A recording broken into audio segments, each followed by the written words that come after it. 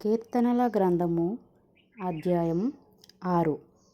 యెహోవా, నా మాటలు చెవినిబెట్టుము, నా ధ్యానము మీద లక్ష్యముంచుము.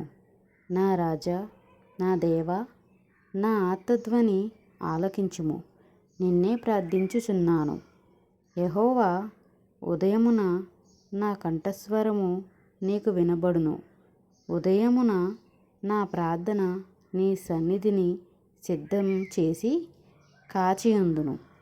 నీవు దుష్టత్వమును చూచి ఆనందించు దేవుడవు కావు. చెడుతనమునకు నీ యొద్ద చోటు లేదు. డాంబికులు నీ సన్నిధిని నిలువలేరు. పాపము చేయువారందరూ నీకసహ్యులు. అబద్ధమాడు వారిని నీవు నశింపజేయుదువు. కపటము చూపి నరహత్య జరిగించువారు యెహోవాకు అసహ్యులు. నేనైతే నీ కృపాతిశయమును బట్టి నీ మందిరంలో ప్రవేశించెదను. నీ ఎడల భయభక్తులు కలిగి నీ పరిశుద్ధాలయమును దిక్కుచూచి నమస్కరించెదను. యెహోవా, నా కొరకు పొంచియున్న వారిని బట్టి నీ నిత్యానుసారముగా నన్ను నడిపింపుమని మార్గమును నాకు స్పష్టముగా కనుపరచుము. వారి నోట యథార్థత లేదు. వారి అంతరంగము నాశనకరమై గుంట. వారి కంఠము తెరచిన సమాధి.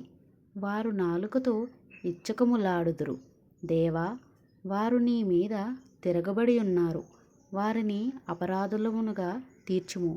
వారు తమ ఆలోచనలలో చిక్కుబడి కూలుదురుగాక. వారు చేసిన అనేక దోషములను బట్టి వారిని వెలివేయుము.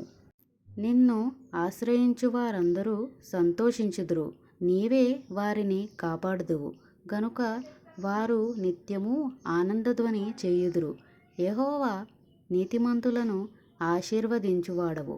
నీ కెడముతో కప్పినట్లు నీవు వారిని దయతో కప్పెదవు. కావున నీ నామమును ప్రేమించువారు నిన్ను గూర్చి ఉల్లసింతురు. ఆమేన్.